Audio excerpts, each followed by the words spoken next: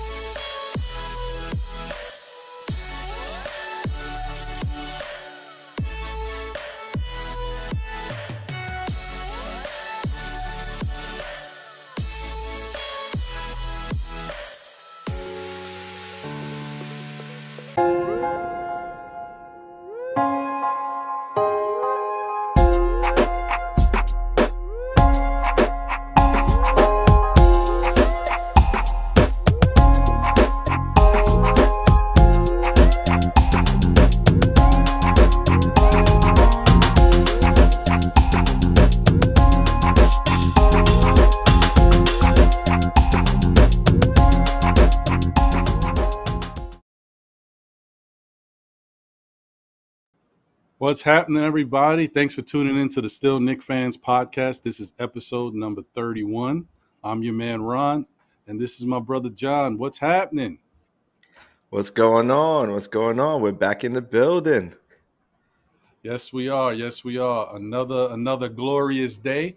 And listen, when I woke up today, I couldn't tell you how good I felt. And you know why I felt that good, John? Because my New York Giants won a game, baby. We finally got one. We finally got one. You see me. You ready? You see me. You are ready. I'm rocking.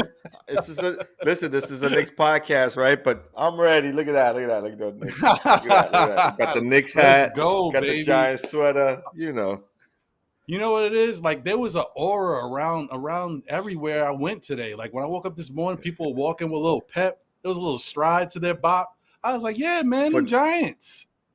For New Yorkers, definitely. You got, cross town. You had the Blues, and then you had the Navy Blues doing their thing, and then you had your it was all popping out today. So. Now all the colors started to come out. Yeah. Okay. Yeah. And then not only so this is what happened. Not only did the Giants win, Danny Dimes did great. Galladay did great. Barkley did great. Our rookie did great.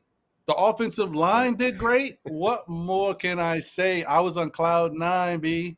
So then you think of all that, right? Can it get any better? It's Knick basketball tomorrow. The Knicks are back. Amari said it best. Again. You're right. We are back again. So, man, I'm really excited. Thanks to everybody out there for tuning in. We're gonna go over, kind of our predictions for the two preseason games that are happening this week. Our usual spiel, but before we get to that, I just want to say thanks for everybody tuning in. Appreciate it. We have ourselves a very special guest today. I've been looking forward to this for quite some time. I told him I didn't want to bother him because he's on a different time zone, and I was like, I didn't know when to call him, but I finally reached out. And this gentleman is not only a great basketball skills coach, but he's now, he's a head coach in Czechia, which is the Czech Republic. I don't want to butcher the name of the team, so I'm going to get him to say it when we bring him on. But I just want you guys to understand that he's a very well-accomplished individual. He has been around the coaching ranks for quite some time. He's moved up in the ranks. He's been a skill coach to some of, maybe some of your favorite basketball players. And he's also been around the Knick organization, as far as the players that we've had in the past, maybe a player that we have now.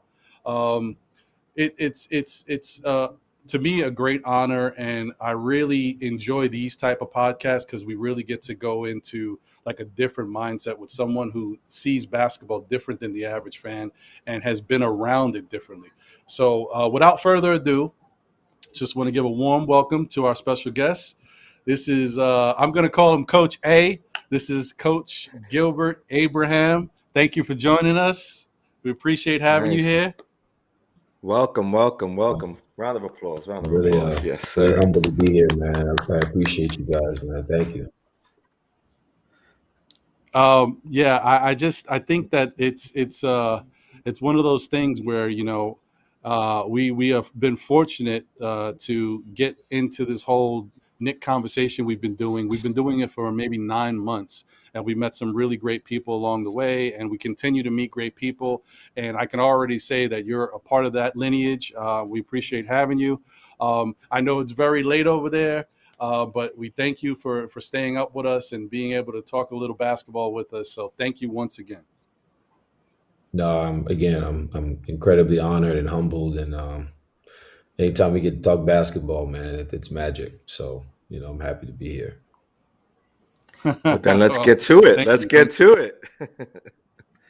So, I know you're currently in the Czech Republic. and you are the head coach of a Czech team. What's the name of the team? So it's Jindrichuv Hradec Lions is the name of the team, and you know, been here for, this is 2.5 years. This is my first year as the head coach of the team. We got moved up to the KNBL League, so that's the top league in the country. So we're newcomers to the league. Wow. And what I've been doing here for the last 2.5 years is I've been operating as a skill development director for the entire club. So we have an academy underneath the club that basically has been operating for I'd say 6-7 years, and in the last 2.5 years we've placed, you know, over 30 kids in the U.S. to play college basketball. So, you know, the starting point guard at Weber State, we had 2 at Hartford last year. I think we had almost 7 kids in the NCAA tournament over, you know, the last year, you know, during the pandemic year. But we've had a lot of talent, and then in the same time, I think we've placed 10 guys. You know, they've gone directly to play for professional clubs from here, so top teams.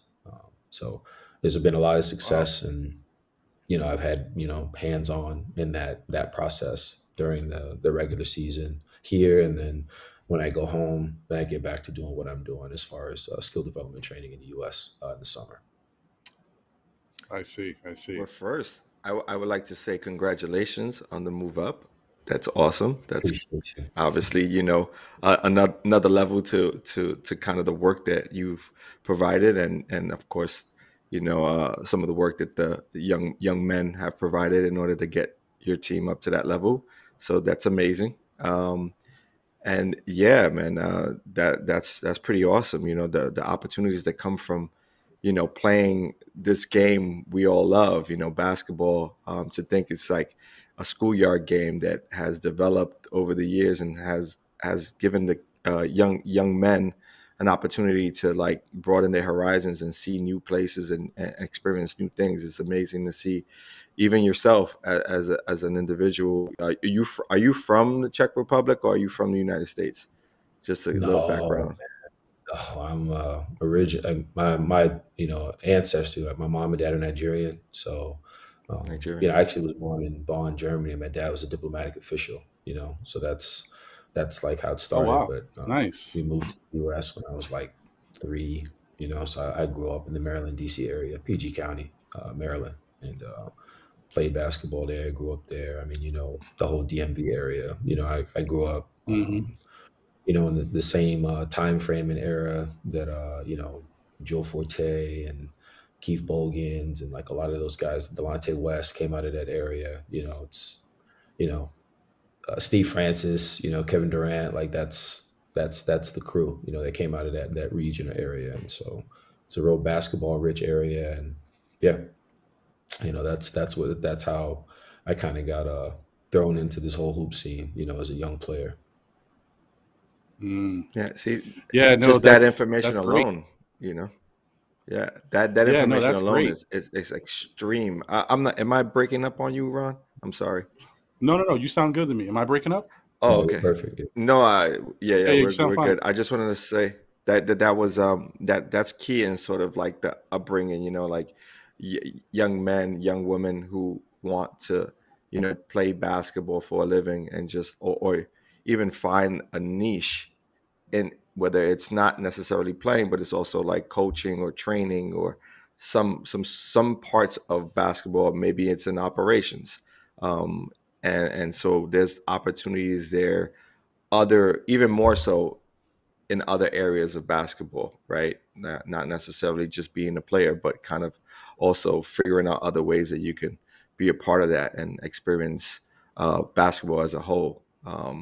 I think that's amazing and great work. Sorry, Ron, for cutting you off there. Oh, no, it's definitely no problem at all. No problem at all. I think it's great because, you know, we have been spoiled and blessed to live in New York, the mecca of basketball and all this, but there's places outside of New York that they ball, and that's one of those areas. So it's a very, I can imagine what you saw growing up, being from there.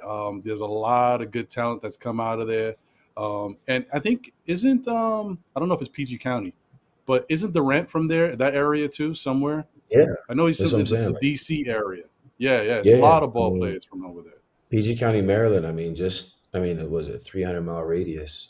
Everything connected with DC, Maryland, Virginia. But like the number of NBA players in that region is insane. Like the guys I just played against, like, and you don't think, okay, this guy's gonna be. What's my man's name? Oh man, he's in my head. Ball-headed guy, played at Georgia Tech. Son of a team. Jarrett Jack. Jarrett Jack. Georgia Tech. Jarrett Jack. Like he was a sophomore. I think when I was a senior, we grew up playing in the same city, and that level of improvement that he had, he was always great. I mean, he was always very good, but just again, you weren't thinking NBA, and then bam, everything just clicked for him, and then he exploded. And I mean, look, like he played. I mean, I think we're the same age base. He's 2 years younger than me, but still, he's played till now. And there's so many guys like that from that area, so many. But yeah, Kevin Durant, Melo, Rudy Gay. I remember playing against him when he was younger. There's just a lot of guys. So, a question I always wonder. I mean, you get a little bit of an answer from some of these players nowadays, but I always wonder from different perspectives, how different is the European game? And on the surface, it looks very similar, especially now that we've had more time to watch games out there. The U.S. has gone out there a lot more to kind of make this whole global brand, a big deal. But how different do you think the European game is from the game in the States? It's like cats and dogs. It's this different game entirely. Like really, in some ways, it's not the same. It's not even like. It's hard to describe sometimes, but it's like it's not the same. And even with me being here, like you can see a lot of the contrasting things. Honestly, I would just start with defense, like the level because I think the biggest difference is like you have to have like all these certifications to be able to even coach here, in Europe. Like you can't step foot on the court and coach unless you've gone through a pretty rigid coaching process, right? Now, that's not to say that U.S. coaches are not highly, skilled or intelligent, but the average coach here has gone through a pretty rigorous process, right? As far as to be, prepared to coach. That's one thing. And then the second thing is like, even the way they approach basketball, from an infrastructure standpoint, right, is extremely, it's just streamlined and organized in a way that's very different in the U.S. Like here, they have youth categories. Everything is done by the date of your birth, right? So like, there's no reclassing, there's no any of that. Like there's U17, U19, U15, whatever, and then if you're ready to play professional at whatever point you're ready, you sign an agent and you play professional. And that's it. It could be at any one of those ages. You can be 16 and play professional ball. Yeah, I mean, I got an 18-year-old that's playing for my team right now, and he's one of the most talented players. Like, probably he's the best athlete in the country, like by far, right? Like athlete, right? And like that whole system and process, like, and even for me, it is a goal, right, to be able to take an American player and put them in this type of infrastructure or system. Because if this infrastructure or system existed in America, the basketball product you would get consistently would be a lot better in terms of the preparation and all that stuff. Like, for example, so like this past summer, I was the director of performance is my title for the skill development training I was doing. And so I had NBA veterans, guys who've been on NBA teams.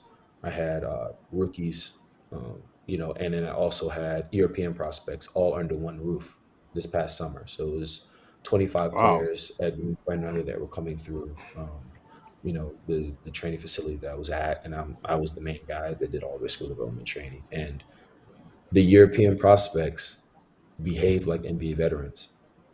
And the reason was because most of them had been professionals since they were 14 or 15. It's not because they were any better or any more knowledgeable. Like, it was so fascinating for me to see that many. And obviously, like, I've done it here, but it was like that many guys. Like, one of the kids we had, you should be paying attention to. His name is Baba Miller. So he's 17, I think, right now, 6'10", but probably the closest thing I've seen to Kevin Durant. And I'm not, in terms of movement and all that stuff, I'm not saying that's who he's going to be.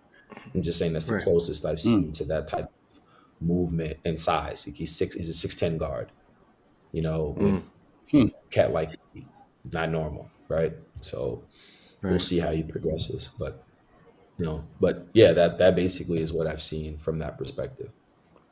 Sorry to go down a rabbit hole, but that's extremely no, it's fine. That's great. Yeah, I wanted to see. Go ahead, Ron. Oh no, go ahead, John. No, I was just going to say this is why I asked that question. This is why I asked that question, because this is the type of stuff that we don't get to hear about, and this is very interesting. A lot of times we're just kind of in our bubble, so we don't know exactly what's going on. We find out about European players because now there's a much bigger microscope on what's going on, because these players are getting better. They're more NBA ready. And so we're learning more about them now. But, the stigma of European players in the past was they were never ready. They were too soft, and they just didn't have that same type of basketball acumen. But things have definitely changed over the years. So this is very interesting. I'm sorry to cut you off, John. Go ahead. No. I agree 100% in what you're saying is that, the game has developed so much overseas in general, not just in Europe, but all over the world, right? And you got these kids, like you're saying, they're coming in with that professional understanding, like the understanding of being mature at a young age and coming in prepped and ready to go day one, ready to work out, ready to go through all the drills, not a care in the world, not complaining, not worried about, injuries, or, they're coming prepared and ready to work. And I think that's the difference in what you see with American players, where we're sort of coddled here, to kind of, the benefits of playing in the United States is like, or in the inner city is like, if you're the best player, guess what? Everyone's going to look, they're going to kind of give you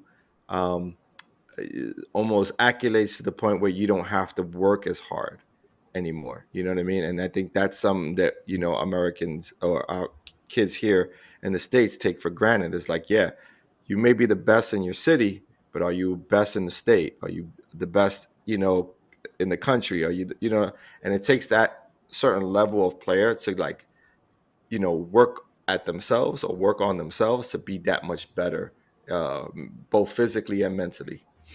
Yeah, I mean, I think it's some of both. I mean, like I've obviously worked with the best players here in Europe and the best players in the U.S., right? And like I would just say that like I don't think people like appreciate just how incredibly talented and skilled you have to be to step foot on an NBA court. Like just to put 2 feet on the court, let alone to be a contributing player. And the level of talent that some of these guys have that don't have jobs, right? Like right now, there's some guys that I've been working with that don't have NBA jobs, and are incredibly talented or skilled, or have to go play for top leagues in Europe and that type of stuff. And it's I think for like the average basketball fan, a lot of times, I hear people say stuff like, "Oh, this guy's a bum," or "He's no good." It's fan talk, right? But it's like if you have a true and a deep love affair for the game, and you understand, like how much, what's the quote?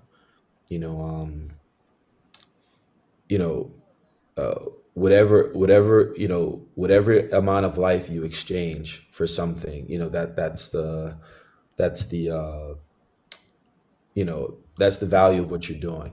So it's like for a basketball player, you've exchanged a lot of your life, like giving up stuff, like all this stuff just to make it. And that's whether you're American player or European player, it doesn't change. It's just the systems are different. That's like the biggest thing I keep telling the people. It's not necessarily like the talent or whatever. It's just in the US, if you make it, you have been through a gauntlet.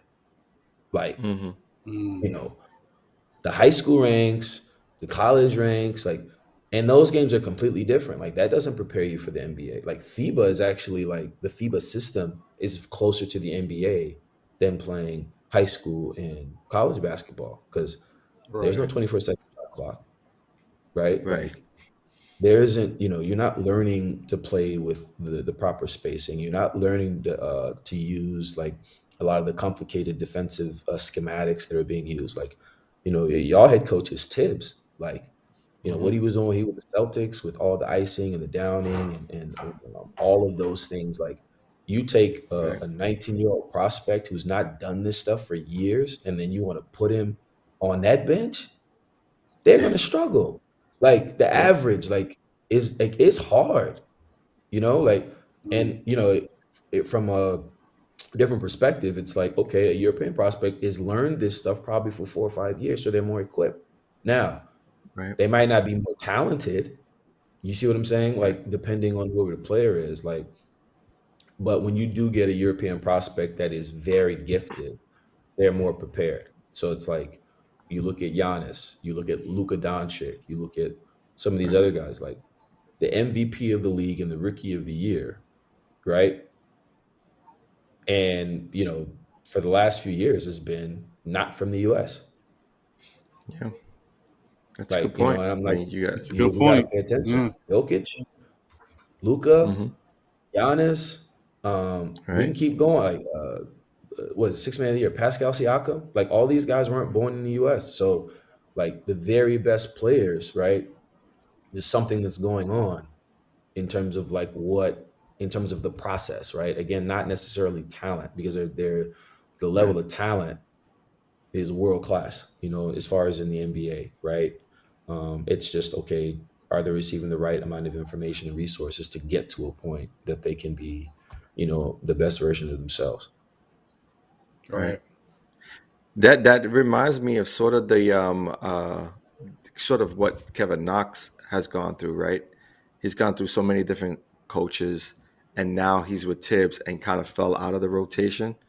With a year under his belt, under sort of the tutelage and the guise of that that coaching staff, I could potentially see him getting another opportunity. I mean, at that size, he could only get stronger. You know, to say that the book is closed on him is almost ridiculous. You know, a kid like that, he's got a lot of promise. I could see him getting another opportunity as long as he can work within the system and play the sort of defense that Coach Tibbs wants to see in his players. I think there's a shot that he may even make a rotation or push for like a, you know, or push the competition a little further. You know what I mean? It's not automatic anymore.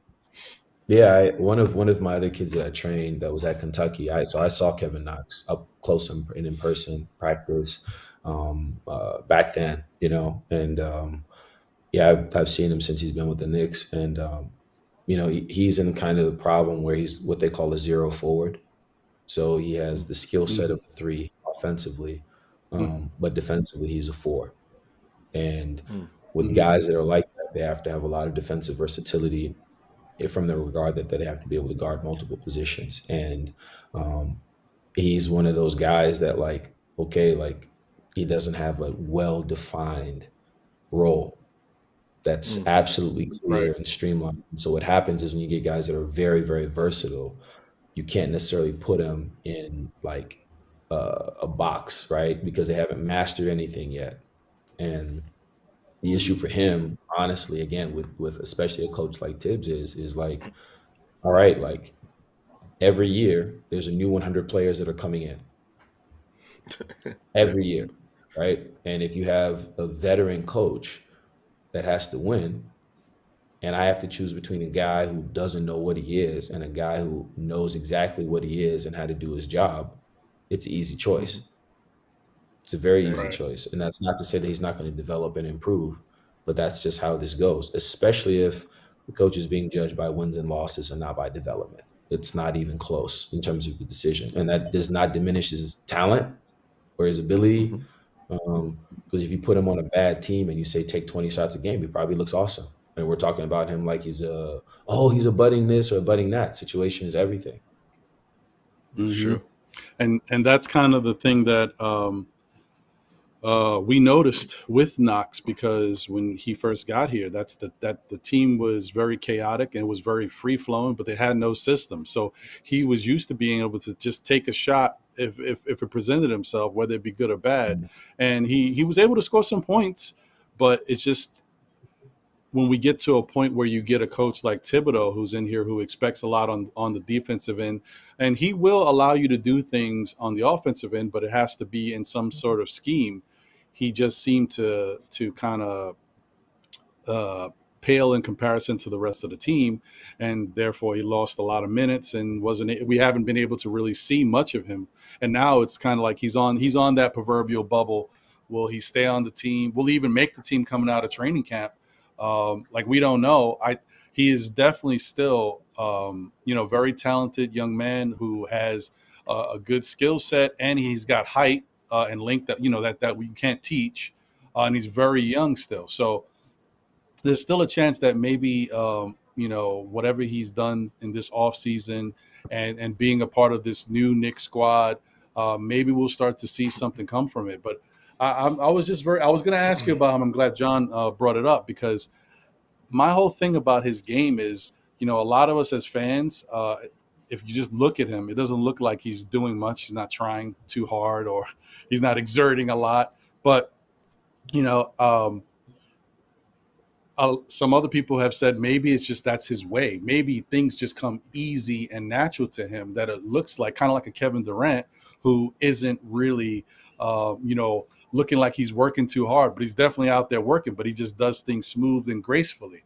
So I wonder if Knox has that same type of mannerism. I want to shout out to Stephanie from the Queen's Court, because she brought that up. But anyway, I wonder what you think about Knox. Is it something fundamentally there that he's lacking? Or, I mean, because I know you mentioned how his skill set is with his defense of like a 4 and his offense like a 3, and it's a very in between type of thing.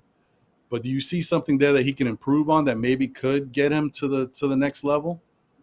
Yeah, I mean, it's just, I think the problem with a lot of young prospects is that, like, all right, if I've been one of the best players, especially like their idea in their head is that they're like a volume scorer, right? And the problem is okay, with like the team that you all have, if Julius Randle is the volume scorer, right? And then it's RJ Barrett, and then it's probably Derrick Rose, and now you've added Kemba, for example, right? If you're going to play, you're a spot up shooter and you're a defender. That's your role.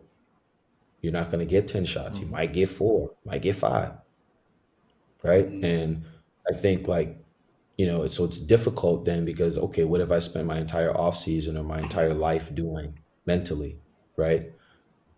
Preparing myself, right? And then you get this opportunity, and then, okay, I'm shooting 3 or 4 times a game, and then I have to generate my baskets by offensive rebounding or defending at a high level and all these other things. And that's honestly what becomes very difficult. And that's, I think, probably the biggest difference between like what I was talking about in terms of the Europe and the US, because a lot of the players that may come in, again, they may not be better, right? In terms of like, if we go to the park and play 1-on-1, there's another player that will tear you up, right? But if we're talking about being more prepared to do a job, to do a job in the NBA, like, remember all the trash that people would talk about Danny Green. He's another New Yorker, right?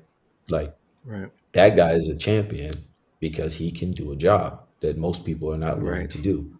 He does not make mistakes in defensive schemes. He guards his tail off, right? And he will knock down big shots, right? Consistency, consistently, right? Now, 1-on-1, break you down off the dribble and do all this other stuff, that's probably not what he's going to be great at, and doesn't spend time doing it. But the fact that he does those things at a high level makes him invaluable if you put him around 2 or 3 stars who can do that, or 2 or 3 guys whose role it is to create, right? And I think that's kind of the limbo area that he's in, and most of the young prospects are in, where it's like in their head they want to be this guy that takes 15 to 20 shots a game, versus the reality that, okay, I probably need to convert myself to being just strictly a great role player, and then I can expand my role. And it's a lot of this stuff I talk about with all the young prospects that I work with. Like, I have another young player here. awesome athlete, like 6'8", close to 40-inch vertical. You know, and I'm explaining to him all the time, like, look at the path that Paul George, Jimmy Butler, Kawhi Leonard took when they first got into the league. They all had to prove they could catch and shoot, they could straight line drive, they could defend for their lives. That was their role, right? Like, Kawhi was kept on a very short leash in San Antonio. Everyone forgets. But once he mastered those things, then his role expanded, right? And so it's no different with Kevin, right? Like, Knox, like, he has to prove he can do those things first. And if he does, then he doesn't come off the floor. And if he doesn't come off the floor, then okay, and he proves he can knock down shots at a high level and straight line drive, okay, let's look to expand his role some. Right? Then instead of just being catch and shoot guy, okay, now maybe run him off some screens. Now play him in pick and roll a little bit. And then voila, right? Everything else happens. But you know, like I tell all the players, you cannot skip steps. Can't. And that's a great point. You know, that reminds me of sort of the Matrix, Sean Marion, and sort of how his role changed over time, and then he became that for Phoenix, and that was pretty much their guy. He was their top defender, and he guarded the other team's best guy, but he could do almost everything on the court. They could hide Nash because this guy could guard a man and a half. Sometimes two guys, because he was that elite at what he did. And he was knocking down threes. Like, he generated so much just by what he was able to do. Like that's what I'm saying. Like, and a lot of times, just like as a, part of those finals MVPs that Nash had, they also definitely belong to Sean Marion, because he hit him. They hit him on the worst player, whoever it was. And, that guy was able to wreak all kinds of havoc. And it's interesting that he doesn't actually get a title until playing with the Mavericks, right? And he's an older player, more mature player, alongside Jason Kidd, who was also the same, more mature player. So they had a better understanding of what role they played in the kind of grand scheme of things. They understood that it was Dirk's team, and they worked around Dirk. It takes a few years before I think young men understand that, and I think it's. If you're, and this goes back to kind of what I was saying, if you're the best in your city, sometimes it gets to your head and you don't put in that extra work, you know what I mean? Because everyone's giving you the accolades so early on. And so you forget, you're automatically coming into the league thinking, I'm going to throw up 20 shots. And if a coach thinks otherwise, they're crazy, right? And so that's kind of, it's global though. That's what I'm trying to say. Like that's global. Okay.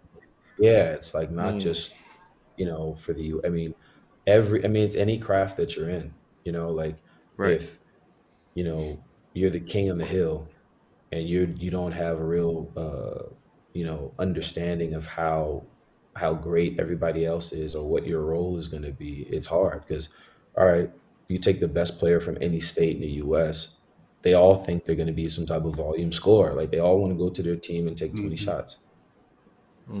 It's hard, right? That's why like there's only one LeBron, there's only one KD, there's only one, you can go on down the list. There's only one of those guys, right? And there are 30 NBA teams, and there's only one best player on each of those teams. And how many of those guys gets replaced every year? Right. I mean, just from a context perspective, very true, right? And then you got 100 new players coming in every year, like, right. Like what is your role going to be? And then every team, and this is the other thing that a lot of times I spend time talking to players about is the best teams in the NBA can usually only afford to have one defensive liability on the floor at a time. And that defensive liability probably is a brilliant offensive player. That's the only chance you have to win at a high level. You have to be a legit two-way player. Legitimately. Right? And that is another problem in and of itself. So when you look even at like the Knicks roster, the starters, okay, or even the rotational guys, right? How many of them are legitimately two-way guys, meaning they can impact offense and defense in a world-class way, right? Right. And you can look at all the other teams, and it gives everybody a lot of context just from that perspective. That's a great point. Very true point. True statement. Yeah, people don't really look at it so in depth, you know, they sort of like gloss over the team as if, you know, starting five is where it's at, and, you know, the bench players are just role players. And that isn't necessarily the truth, because there are teams that are stacked with players that, like you're saying, are two-way players and they can do a little bit of everything. Some of those players that come off the bench could actually start on other teams. You know, so it's important to like look at it with that sort of perspective when you think about NBA players. And I think you're right when it comes to like 100 new young budding stars coming into the league and trying to figure out their role, and then you have you know, veterans who are sometimes aging out, or they're in a combination of working through injury, and so they want to keep what they have, and sort of what is that fine balance, you know. And I think it takes a great organization, or a really strong organization, to really build with their team and make sure they're transparent with their players, and they're actually you know, really communicating effectively with their team and their players, because that's where a lot of the we could see this with old Knicks, right? Like, we had almost 20 years of this happening with the Knicks, where you have an influx of players and like a battle for kind of being the top person, you know, in New York. And like, who has control of the team? Is it the coaching staffs? Is it the front office, or is it the players, right? And we've always had that weird thing happening in the Knicks.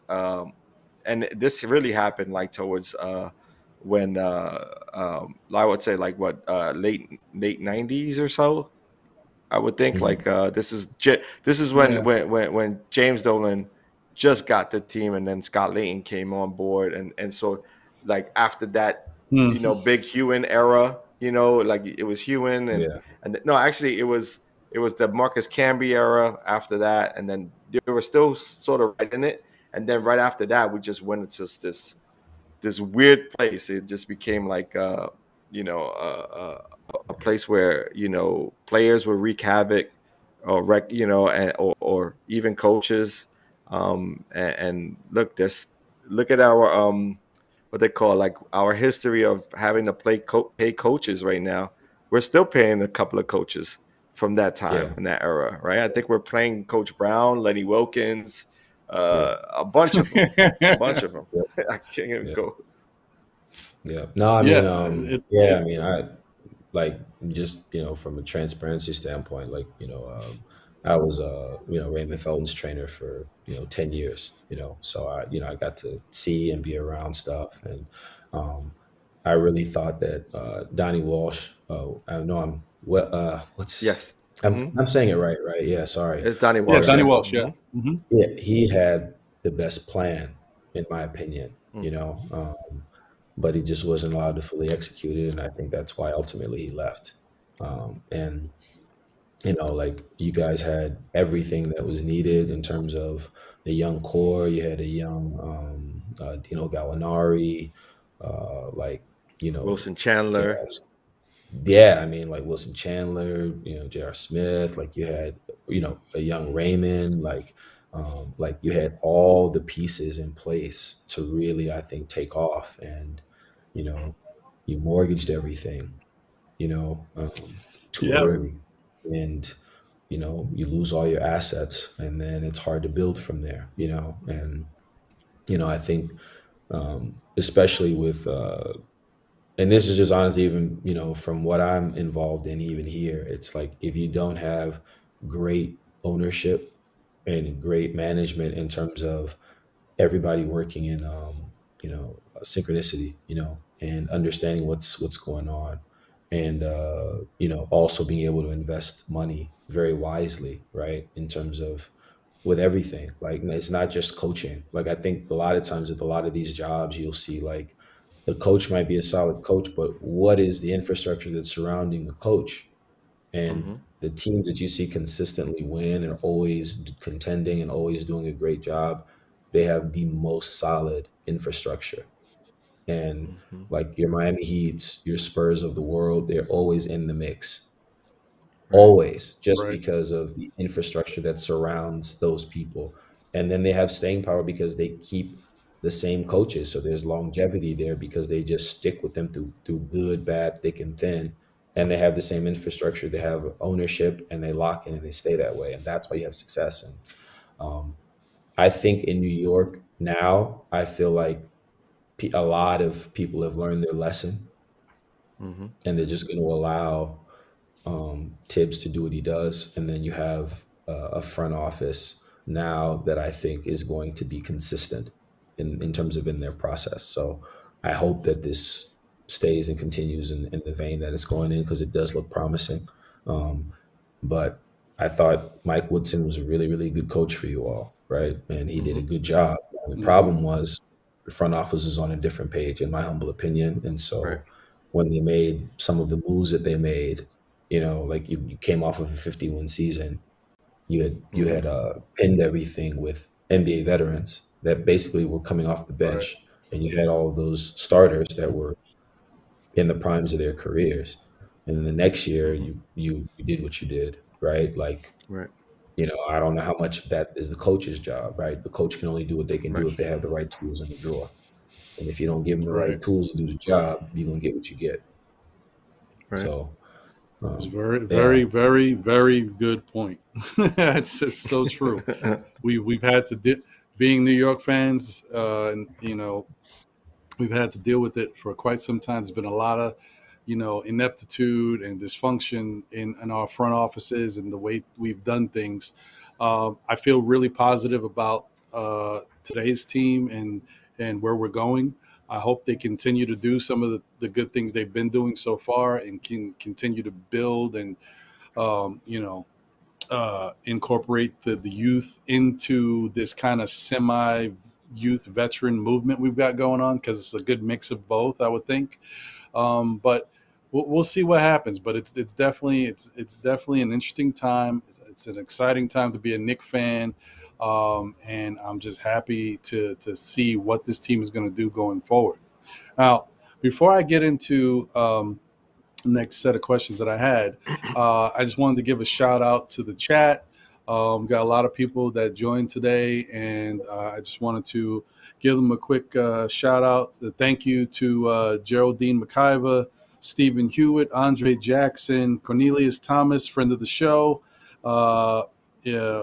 Prophet the Aborigines, or whatever the hell, I can't say that, avaricious. Yeah, there you go. Chris Long, Todd Paul, all people who have joined in the chat, very active. Appreciate all you guys, and thank you for tuning in, as well as others who may not be in the chat but are tuning in and watching. Thank you. I wanted to know, because you did mention Raymond Felton and how you worked with him for 10 years. Wow, it's a long time. I know you've also worked with other NBA vets like David West, and I wanted to know, like, what is if there is even a distinction. Is there a difference between working with guys like Raymond Felton and David West and guys of that era, as opposed to today's guys? Like, I know you've worked with, you know, Jarrett Allen and Devontae, I forgot his last name now. Oh, Graham. Graham, and you worked with Zion, Williamson. Like, do you see a big parallel, a big difference into the way, like, you have to coach and work with these guys, or is it's pretty much still the same, you know, fundamental process? I mean, a lot of the stuff, obviously, like with a lot of the guys, it depends on what stage that I've been working with them, or that I've, you know, met with them, or, you know, that consulted them, and that type of stuff. And I would say, you know, like in the case of Raymond, he was already an established player. David was already an established player. Like, those guys, they were already accomplished, mature players, right? They know who they were. They knew their jobs. They knew their function. And so anything that I add or contribute to that is just, okay, like, can I help you do whatever it is that you do better, right? But then on the flip side, if you talk about, like, you know, Zion when he was younger, or Jarrett Allen in the pre-draft process, or any of these other guys, right? Or Dennis Smith Jr., you know, when he was younger, the same type of thing. Like, they still need to acquire skills, right? or information about how to do their job that they don't have yet. So I think that that's probably the biggest difference. But a great player is a great player.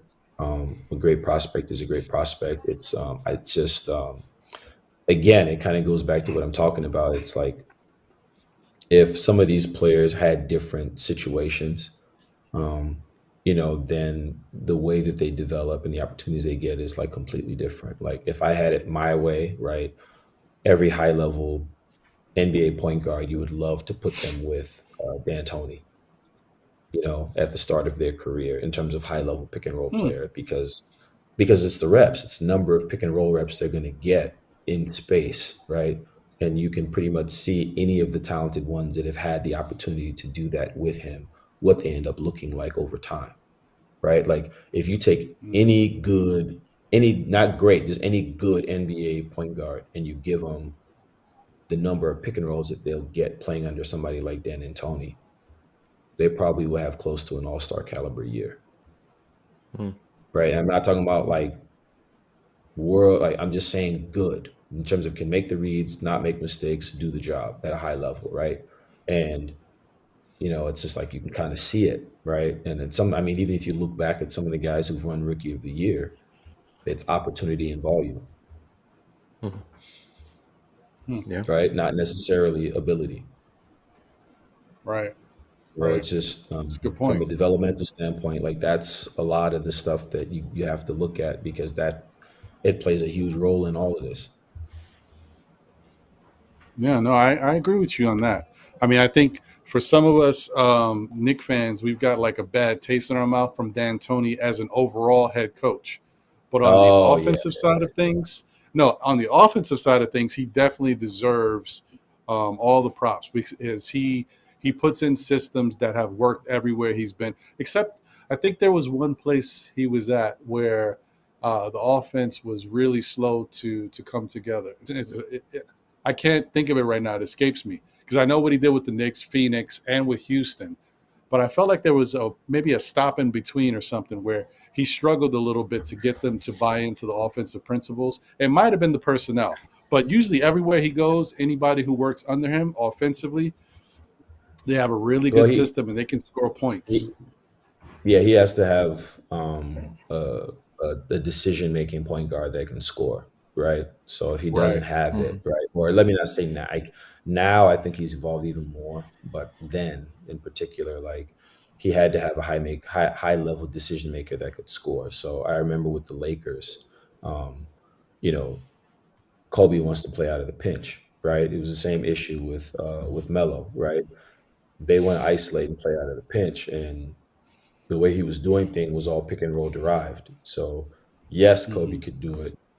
Yes, Melo could play, off of, off ball stuff and that type of stuff. But that if they're the points of attack and they're the most prevalent guy, then it's not going to necessarily flow the same way. So it's a reason why like Michael Jordan, Kobe, those guys flourished so much in the triangle offense, because everyone got to touch it, but then they were getting the ball in space in their spots, and then they got to close shot clocks, right? And then on the flip side, it's like, with Melo, he's a big, basically a big wing, right? And he just needs pin downs, tight pin downs, with wide space, and be able to play out of the pinch as well. And so he can ISO, right? So, so in those cases, it didn't work, or it didn't work the way it could. That's a great point. And I think Ron, what you were thinking about was his time with the Lakers or the 76ers, I think. Yeah, okay. That might have been it. Okay. Yeah. But I mean, it also reminds me of like the Jerry Sloan effect, right? John Stockton and Malone. Yeah. They ran so much pick and roll throughout their entire career, and it pretty much made them, Hall of Famers. Just like you said, pure volume. Although, after a while, there's one thing I wanted to ask you, like what separates great players from sort of what some consider to be average players in the NBA? What is that one thing you can point to that that the LeBrons or the KDs have that, let's say, I don't know who to point to, but let's say who's a solid player but never reached that pinnacle height. I'm trying to think of a name to compare. I mean, it's fine, but it's most of the other guys. But yeah, but I mean, I would just say like it's one of two things. You know, obviously the first one is positional size and athleticism. You know, like I think it's overlooked. I think a lot of times when people think about great players, like LeBron is 6'9", 6'10", 260, 275 pounds, and a guard. Like context, like that's not normal. Like it's not normal. There's nothing normal about that. He overwhelms everyone physically first, right? And you going down the list, like Kevin Durant is a 7-foot guard, right? James Harden is built like an NFL linebacker at the point guard position, right? You know, like it's almost a 7. You know, Draymond Green has a 7'1" wingspan on a 6'6" body, right? Like you going through the list of all these guys that are like great, you know. You know, well, here's a good one. Steph Curry, right? 6'3", yeah, 6'4". but see, I was literally about to say his name, but like Steph, yeah, his processing and hand-eye coordination is world class, second to none. And there's like a thread with all of these guys, like you know, all of these world class shooters. But they all do high processing things. Like they golf, right? Or they do all these other things, and that's how they continually work on their hand-eye coordination and their world-class processing, right? And they might be slight of frame. Like you don't look at Steph and, oh, this is a world-class athlete, but like his ability to accelerate, decelerate, what is it, a 99th percentile in the league. Kyrie is in the same state. Steve Nash was in the same place. Like now, if you just put him out there with LeBron and say, okay, race down the floor, they're not going to beat LeBron down the floor. But if they have to stop, go, change direction, do all this other stuff, they're like rabbits or gazelles or like leopards, right? Like in terms of movement, right? And no, it's just unique. So it's just like, yeah, to answer your question is like all of the great players are world class at something or multiple things, like second to none world class. And then the other part of it is like even the average guys, but especially the greats, they are the most obsessive, maniacally obsessive, competitive people. They compete, and I don't think people understand what I mean by compete. They are obsessive about everything, right? Like especially about winning. Yes, but I'm just saying, like they're like. I mean, the way that they prepare, where they eat, what they do, when they do it, how they do it, like, and I mean, even if they play cards, they're ready to fight or cut somebody over it. Like that's how they are, and that's why it's like. Remember that Michael Jordan was, you know, when they were talking about the gambling stuff, right? And he was talking about the fact that, like, you know, I don't have a gambling problem, I have a competition problem. You know. And that always resonated with me because it was like this guy is so competitive. He thinks he can beat a casino. Right. Like, just think about that. Right. You know, like that's crazy. To be so, like seriously, like he thought he could beat a casino. Like context. You know, and so that's what makes those guys great. And a lot of it is like some of them are so vicious in their competitiveness that they just do such a great job of hiding and masking it. But they are some of the most ruthless competitors because there are only 400 of these guys. Like that's the other thing. There are only 400, and so the ones that are the top 30, they're not normal. Like. They're not like, you know, in terms of like, obviously they're human and everything else, but in terms of the way that they go about doing what they do from a competitive standpoint and what they do on a daily basis, everything is a competition. They don't even want to lose to their kids in anything, like, you know. And that's why Damian Lillard's rap game is like legit top notch. No, Damian Lillard's rap game is no joke. At everything. That guy, like just being around him, like he is ruthless at everything. He wants to be the best in the world at everything he does. Everything. And he lives his life like that. But you would never you wouldn't realize just how vicious it is or how deep it is unless you get to just see the level of work and preparation that goes into a guy being like that. Not normal. Yep. Huh. Well, I'm not surprised. I mean, because that's the thing. As fans, we're entertained by everyone, all the athletes, musicians, but all these people have something about them that, they have that dynamic personality, that A-type, that alpha. And then obviously, not all, but a lot of these people have quirky things about them, which that's just a piece of their personality. It doesn't define them, but it definitely is something that helps. It can be something that helps drive them. And that's why they're so much more talented than the average person. It's just something you don't see because you can't see it. It's not there, Right. So, I mean, I'm as a skill development coach, I'm crazy enough to think that everybody just has to find whatever it is that they're great at, and then, or they have to be able to put all their heart into the right things, and then all of us can become the best version of ourselves at whatever it is that we're doing, and I think it doesn't matter what the vocation is. It's just I know there's a book by Daniel Coyle called The Talent Code, and it's one of my favorite books, but it talks a lot about all that stuff, and it's I mean, we all have the human spirit is amazing. It's indomitable. You can do anything, right? And it just really depends on what you're exposed to and all of that. And if you are flowing in whatever it is that is what you're destined to do or made to do, in my humble opinion. So we all can be great, man. Yeah, absolutely. I like the way you think. Absolutely. One of the things that I was thinking of when I was coming up with that question about what are the things that kind of define a great player, and for me it's always been the will, right? Someone's will.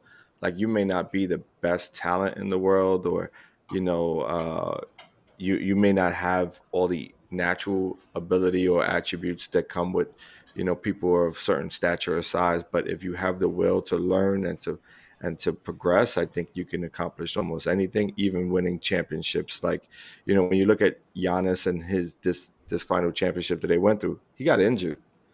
It was, for me, it was the will to get back on the court, which is what defined him from the rest of the group, right? It's he came back injured to really play out that series, and that to me is that's sort of the boxer's mentality, right? It's who mano a mano, who's going to win, who's going to come up victorious, and it's that person's will that may go over someone's athletic ability. You know what I mean? So yeah, no, I mean he Giannis. What is it I was actually listening to a podcast recently, Dave Chappelle's podcast, and he I think he had Bill Burr on, and he was talking about how somebody's they were talking about how people perceive things, and it's he was talking about how people's the way they perceive things, they've been he described it as drugs that have been stepped on. People have been cut by their childhood, right? So whatever you've experienced and whatever is in your ethos is how you kind of perceive whatever is going on, right? And Giannis was living on the streets of Greece, his whole story, Nigerian immigrant, family in Nigeria, 3 brothers, four brothers, that whole thing. And then just to look at he plays he plays basketball like every possession is his last, literally. There was one play where he sprinted the entire length of the court and blocked whoever shot it was, I forgot what he blocked. For somebody coming off of a hyperextended knee that was very gruesome looking, to do that in the fashion that he did was incredible, right? To me, like completely sacrificing his body, right, in the pursuit of winning, and at like there's something internal, it has nothing to do with basketball. It's just what that everything I just described. Right? Like he's been cut by his childhood. There was something in him, right? That's like, okay, I'm going to give everything I had towards mastery or towards becoming the best version of myself, and nothing's going to stop me from doing this, right? And you don't see that every day. It's not common. No, it's not, and it's not common for that sort of athlete, right? With all of the attributes that he is born with, to be 7 foot, however many pounds, just rock solid individual, because from what I'm hearing, he's kind of sort of like his philanthropy work is even that much more, even in Milwaukee, and what he does outside of basketball, he brings it up a notch, and I think that's super important to highlight. It's like he's great on the court, but what is he doing off the court that really stands out? And that's the sort of kind of player that I want, when I'm thinking about our next franchise player that comes from the Knicks. I would like to see a Julius Randle, show some of that, and I think it's important to highlight those things, because I think Julius does do things. I'm sure he does. But I think the more you do out in the world, the more you get back, especially in New York. Of course, you got the biggest market in the world. So let's hope that that sort of imagery, we keep trying to highlight that, because I think it's important for these young kids to understand you have a platform, do your best to be great, and also to be great not only on the court but off the court. I agree. Right. I wanted to get to a couple questions in the chat real quick, but before I do, just wanted to take this time to recognize our sponsor. This podcast is being brought to you by Urban Cowboy. Urban Cowboy clothing, uniquely designed for every urban trendsetter, both young and mature.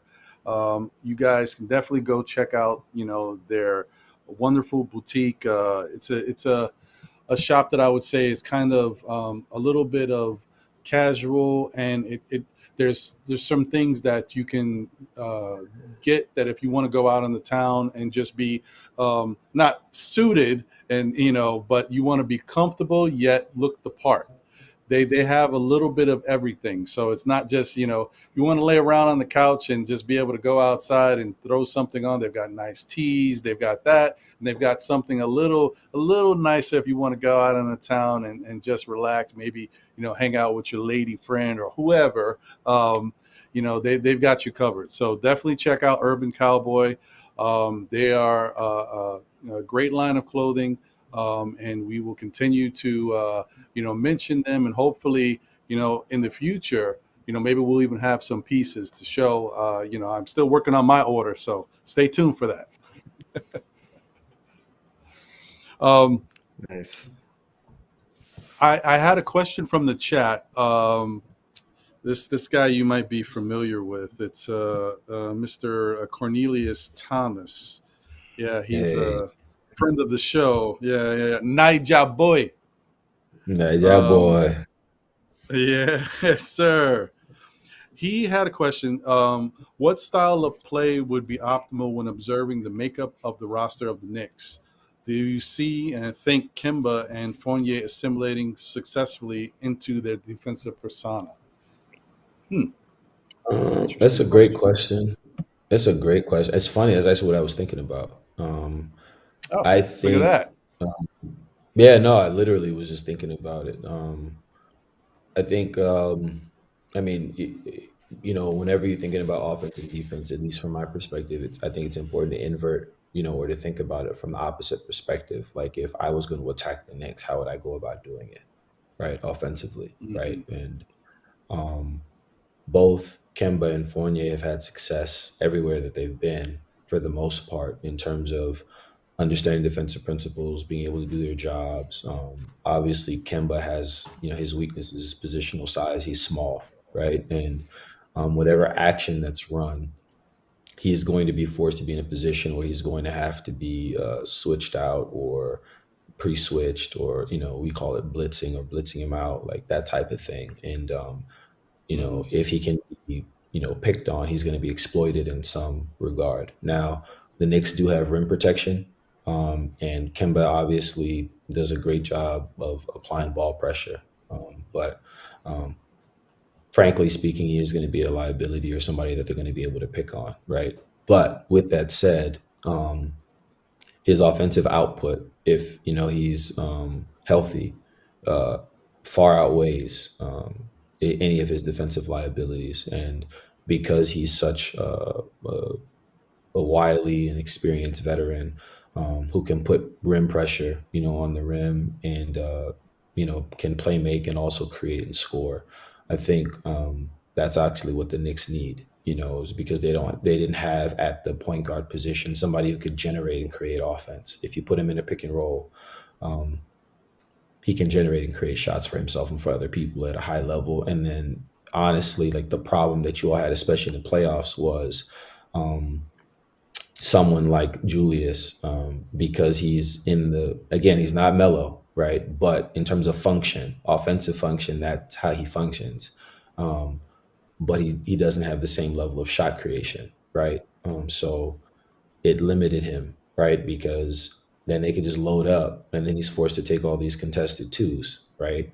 And you all weren't very successful in the playoffs as a result. But now if you have Kemba, who can create out of pick and roll, Julius, who can play as a partner in that, all right, and then RJ Barrett, who can operate as a tertiary guy, who can play off of spot ups and be able to create off the catch, right? Then it definitely diversifies what they're doing, and they're harder to guard.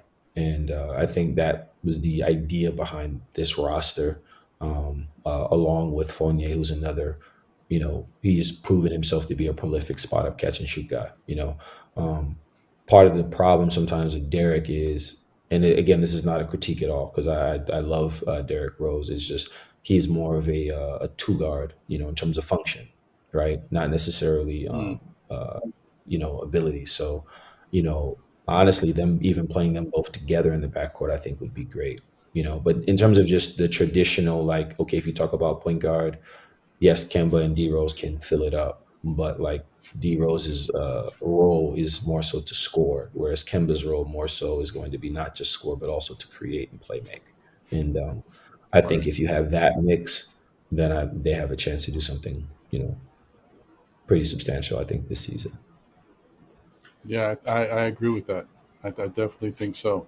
And I think you nailed it with when it comes to Kemba. I mean, that he is a very undersized point guard, and that was kind of the knock on him years ago when he was a lot more prolific. There was always talks about him coming to the Knicks, but at that time the Knicks were trying to. Yeah, no, it's finally he's here. But in the past, the Knicks were trying to get a different. They had a different mindset. They wanted to get taller guards to kind of compete with what was going on with the rest of the NBA. But now that I think the team has gotten different pieces in different positions, you've got good size at different spots, you can afford to take a chance with a guy like Kemba, because he brings something in his skill set that they've been lacking, because we haven't had a true point guard in quite some time. And whenever we do get one, they don't last too long. And so even like we've got Derrick Rose, who, I guess would classify as a true point guard, but the problem is he's an elder statesman now. He can only give us so much, respectfully. And so we needed somebody else to kind of fit that starting mode. And I think hopefully Kemba can do that. Hopefully he can stay healthy. And we'll see what we can get out of him. But I do like the fact that the Knicks have got Kemba, Rose, and hopefully down the line we've got a young Deuce McBride. I know you haven't worked with Miles McBride personally. Do you know about him and his game? Yeah, no, I got to watch a lot of it. I mean, I had almost 8 guys in summer league, this past summer. So no, very much intrigued, by him and his development. And I mean, honestly, like you guys have Kenny Payne, one of your assistant coaches. He was at Kentucky, so he worked with all those guys. I mean, he's prolific, and I got to watch him quite a bit. Work with one of the players that I had at Kentucky, but obviously he's the guy that's responsible for everything that he did with Karl Anthony Towns, Bam, De'Aaron Fox, all those guys. This guy had his hands on all of them, and I think with the addition of him, to that staff, especially with the arrivals of Tibbs and his relationship with all those guys from a skill development standpoint, I think there's a lot of potential, there, especially with his skill development acumen. Yeah, I'm just happy we had an opportunity to bring these kids in, like all these young, players to come in under the tutelage of not only the coaching staff, but also the player coach type guys, like these veterans. Because nothing better to get to sit with these guys and pick their brain about pick and roll and sort of defenses schemes that you're going to see when you're in game, and there's nothing like game action, right? Like most say, you can watch from the bench, but until you're in the mix, you don't really understand how quick the game goes or how fast pace it is or how strong players are in the NBA. It's a whole different level than college basketball. So, it's important for them to get that time with these veterans, also learn from those veterans, and also, and at some point, being able to get the reins at some point, being able to be handed the torch, like, okay, kid, it's your turn to take this on. Very similar to like Emmanuel Quickley. And that's why for me, I don't necessarily look at Emmanuel Quickley and just like pigeonhole him to just the two guard. I think he can learn to be versatile in the ways of just guard play, right? Because I think the NBA has gone away from sort of the quote unquote point guard position. They're more like free floating guards, and you kind of do a little bit of everything. So I think there's opportunity for Emmanuel to be, part of that future, so. Yeah. I mean, I think there's always going to be a point guard, right? In terms of like, there's always going to be players that have the mold of what we would consider to be a traditional point guard. It's just, I think the biggest thing a lot of people are overlooking is just like, if you are in any sense undersized, like, can you be physically durable enough to survive the gauntlet, right? 82 games, if you make the playoffs, you're playing 110. And night in and night out, can you physically survive, going up against that? And it's like, even if you look at a guy like Chris Paul, right? Like, always at some point has gone down physically. Brilliant player, magnificent, but physically, can he sustain doing it on a night in and night out basis? Almost didn't make it this year, right? And it's hard, right? Especially when all right, if I'm 6'6'1", and I'm going up against somebody that's guarding me that's going to be 6'4", 6'5", and outweighing me by maybe 20 or 30 pounds on a nightly basis. And so playmaking in general has gone up in positional size. So, if you're the bigger player you are, if you can pass as well as shoot and create and defend and, that type of thing, then those players have the greatest value. It's part of the reason why LeBron is so special, right? And Jokic is so special, and Luka Doncic and all these guys. And if you can, defend multiple positions, pass, shoot, and dribble, right, you're going to play a long time. You'll play a long time, especially if you got size. Right. Which is why Iverson was one of those unique, like unseen, unheard before kind of player, right? Because Allen Iverson was undersized for his position, played recklessly with reckless abandon going to the basket, and had an amazing career. But also look, you think about what he's gone through physically, not too many people can actually, go through all of those injuries and play through those injuries. I think they may have at some point during his career that he was like filled with metal, right, from all the surgeries he had. It's interesting. No, I mean, his whole thing, it goes back to the whole thing about what you've been cut through, cut by his childhood. Like, that dude was a prolific football player, so he had no issues or problems with contact, hitting people first. Right. Playing with this,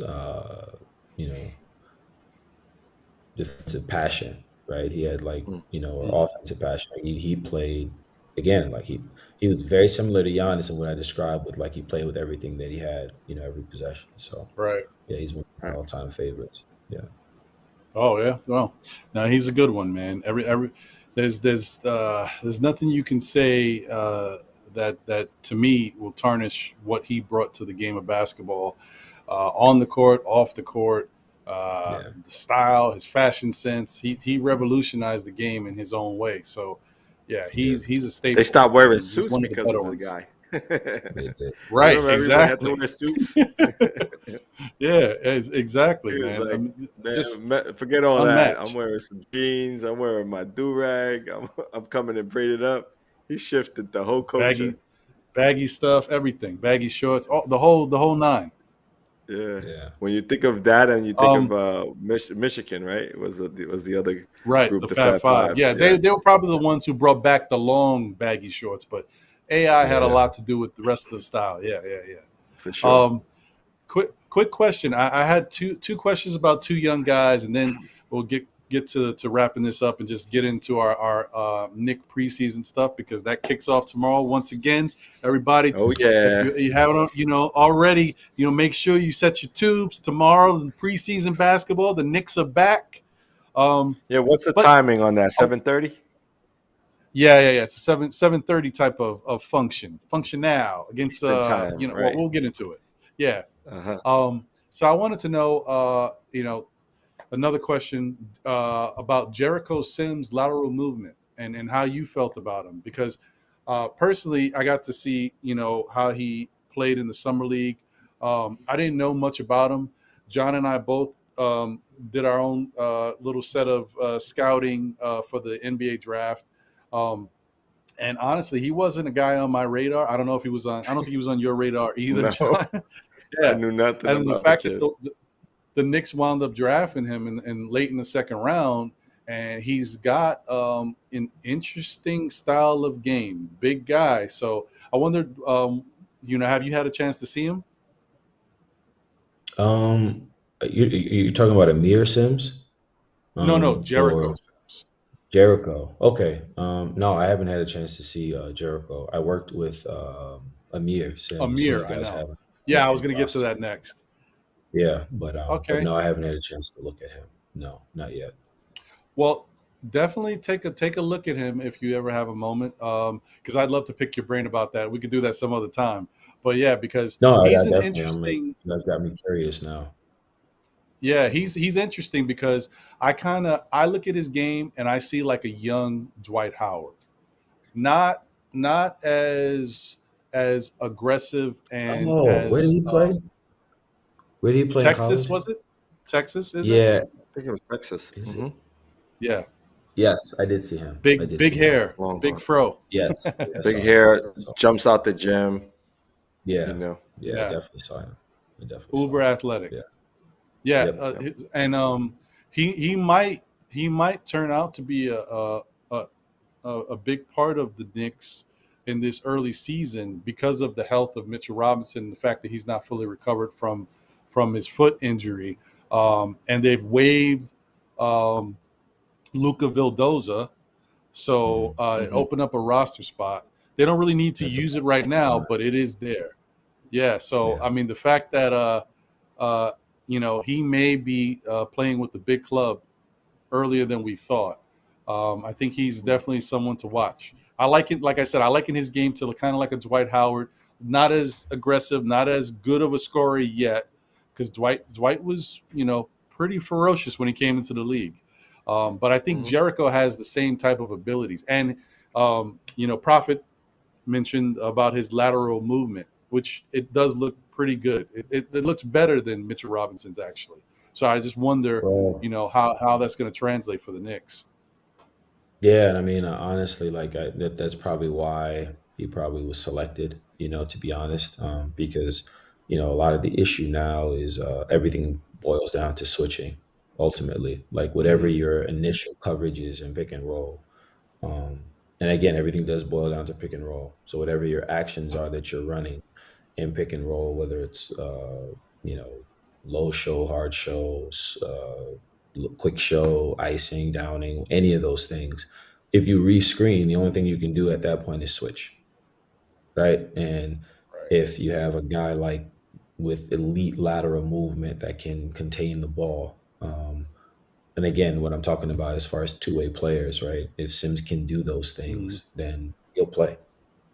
He'll play, and especially for a guy like Tibbs. So and honestly, you can look at every team; they're all like searching ruthlessly to find guys that they can do this with, because it's such a unique skill set, and it's so hard to find these guys with positional size that can switch and then also legitimately do their jobs as far as defensive coverage are concerned. Yeah. That seems like that's what today's NBA is about. It seems to be a combination of that, floor spacing, 3-point shooting. It's like it's the new NBA. Yeah, yeah, and it's it's funny that everybody runs the same stuff now, because of that. Right. Because it's a copycat league. Yeah, but I mean, it's math, right? Like everything turns into single tag, pick and roll situations, right? And like no matter what you're running, it's what it turns into, because the most efficient shots in basketball are at the rim, at the second box, right? Sorry, the first box, and then after that is corner threes. So the only way to produce those shots is by running this offense, right? And that's how you get those things. And obviously above the break threes and then second box shots, mid range shots. So it's all, it's math. So sorry. Yeah. Well, you did mention, which I was about to ask you about. You did work with Aamir Sims. Yeah. Who, by the way, I highly touted coming out of Clemson. I was like, that may be a steal. Do you remember? He's big on Aamir Sims. Oh yeah, that is true. One of the better passers. I'm gonna give him credit for that. I was like, this kid might be a steal for the Knicks, and I was like, he can pass. Like, I've never seen a forward pass, and he played like power forward, I believe, right, coming off of Clemson, or maybe like 3-4, and like he was 3-4. Yeah, he was legit. I was like, man, this guy can pass like like legit crisp passes, between defenses, and he is a good rebounder and solid scorer. So I was intrigued, to say the least. Yeah, he was high on my second round. Yeah, he basically was like a point guard, at Clemson from the 4, and I mean, with a lot of the stuff that Tibbs is going to do, obviously because they run that delay style offense as well, and he would function as a trigger, at the top of the key. Like, I think he'll have fun playing in that system, and obviously being developed. He'll be a guy, I'm sure, that'll spend some time in the G League, but his passing, his competitiveness, his tenacity, his discipline, like and he is going to do all those schemes perfectly. So I'm a huge fan of Amir's, and I'm excited to see how things go for him. But he's one of those guys that in the summer any music, because I love to play like old school, or I'll play old school rap or whatever it is I was playing in the gym. He knew the song. Like, he knew the song, and like he had like an old spirit, about him in terms of that. And but as far as a basketball player, like tenacious competitor, he has championship pedigree. He's one of those guys that'll find a way to stick. I really do think he's going to find a way to stick. So I'm glad he's with you guys. And I'm hoping that he's able to. He does. Yeah. What is his? He's got good size. Is he 6'7", 6'8"? Nah, he's 6'9". He's about 6'9". 6'9". He's legit 6'9". Yeah, good wingspan, shoots the 3-ball well, bangs. And broad shoulders. He's mean though. Right. Like that's for me, and I think that's what fits kind of that Tibbs ethos, right? He wants mean, competitive, New York style, nasty, gritty guys, and Aamir fits that to a T. Right. Yeah. Definitely fits. Yeah. He'll punch you in the mouth. Yeah, I know. I could see. Yeah, I could see that because I Xavier John McDaniels was for a reason. There you go. I knew there was something about him because John, when John tells me about somebody that I haven't really looked into, I'm like, why is he so high on this guy? Then I looked at the videos. So a little grit. This guy could play. So it's a little no, I mean, honestly, like the most classy guy off the floor. That's what I love is like when you have a guy who competes like that, but still is poised off the court and comports himself with a lot of composure, right? He has that wonderful dude off the court, but on the court, yeah, he'll do whatever it takes to win, and I respect that. Yeah, that's great. That's the kind of players I want in New York. Right, exactly. I hope that he's. I hope that the Knicks organization has patience with these young guys and they stick and they continue to cultivate them, because he's the type of guy. I feel like he's the mode of a Taj Gibson. And Taj Gibson is probably in front of him right now. Yep. So I think that's good if Taj can work with him and kind of bring him along. And then Taj ain't gonna be here forever. He already had a foot out the door already. We brought him back in, so maybe who knows? At this year or maybe next year, Taj hangs it up, and then Aamir can jump right into that role. That's what I'm hoping for. It would be nice. I could see Taj go right into the. I could actually see Taj go right into the coaching staff, to be honest. Yeah. I don't see him just leaving, you know what I mean? Nah. I could just see him transitioning into coaching at some point because it just makes sense. He's going to be with Tibbs, as long as I think he probably wants to be. You can see it. Right. Yeah. I mean, the relationship that Tibbs has with Rose and Taj and a lot of those guys, like you can just see it's like far deeper than just basketball. They have a real family, between them. Yeah. So, that's the part of all this basketball stuff that's beautiful to see is all of those connections. Mm-hmm. Yeah, exactly. Well, before we get out of here, I think it's time for us to, get to that nitty-gritty. This is our weekly dose. We are here. So, without further ado, we've got the first preseason game. And before I get to the first preseason game, just real quick, hey, John, have you been able to see the new Knick uni that the 75th anniversary uni they're going to be displaying this year? No, did they? I haven't seen it. I missed it. Okay, did it come out recently? I'm going to send it to you. I'll send it to you after this. It looks clean, man. Okay. Looks clean. Very nice. Very nice. So yeah, tomorrow's game is against the Indiana Pacers. Ooh, we love playing the Pacers. Julius down low. Mm-hmm. You know who he's gonna be facing? Oh man. Yep. Sabonis. Yeah. We love it. They go back and forth. It's a really good rivalry, those two guys. I mean, it's kind of like a throwback NBA type of rivalry. They get really physical, and you don't see that as much in this day, So I like when they play against each other. So man, look, we're probably going to see a little bit of everybody, just a little taste, and I'm assuming that we may see a little bit more of the young guys, especially tomorrow, than our classic vets, because I don't know how this whole preseason is going to work. It's only 4 games. Maybe we'll see a little bit more than we expect, but I'm not too sure. But that being said, I'm going to jump out the window first, John. Knicks are winning tomorrow. Okay.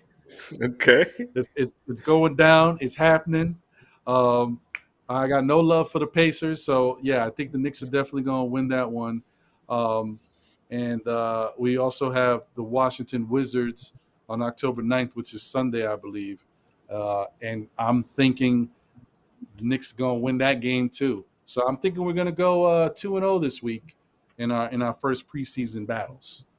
What are you thinking about that, my friend? Well, I may have to agree with you because I know Tibbs, and Tibbs is going to play Randall for 45 minutes. No, I'm kidding. And we're going in with the win. No.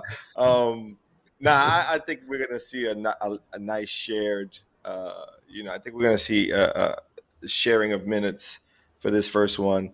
I think you're right. We're going to see some young kids come in and some of the young stars come in and show what they've learned in practice and see how that chemistry goes. Because I don't necessarily see them in the regular season. I think most of them may go down to the G League at some point, and maybe be brought up in spots. Because in my eyes, I think this is going to be a team of veterans and mixed in with a couple of players that played 1 or 2 years in the league. Maybe Obi and Emmanuel will stick, possibly Knox will stick, but I don't necessarily see Quentin Grimes, who I love, by the way. I think he's an amazing player. He's a budding star in my opinion, and Deuce will see time in the G League with Jarrett Sims and Aamir Sims, of course. So that should be a nice combination of players in the G League to watch out for Westchester Knicks. But yeah, I agree. I think we'll come out victorious. I'm interested to see how the Pacers shape up with us, like player for player. So I don't know if they made any moves that kind of Did they make any moves? I don't really know if they even made any moves this year. They have a lot of injuries. They have a lot of injuries. They do. So Karis LeVert had, I think, a back injury, if I'm not mistaken, or something. Then TJ Warren, he's also injured. So he's not going to start. Yeah, so they're all banged up, right now. But they do have Rick Carlisle as their coach, and from a schematic standpoint and all of that, that warfare between him and Tibbs, is going to be it's always fun to watch. They're both tacticians. Yeah, no, absolutely. That's a great point. They do have a really good point guard, Brogdon. I really like his game. And he's a solid player.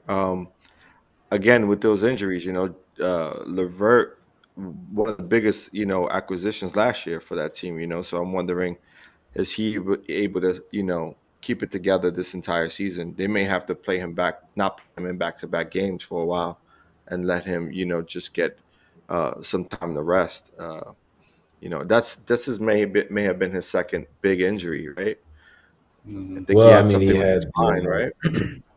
He had that thing on his kidney that they found when he went to them, and so I think it was like a cancer polyp or something. They removed it, and so he's fine, recovered from that. And then they said they don't think it's like a big deal, but it's like maybe like a hairline fracture. Maybe he landed wrong or something.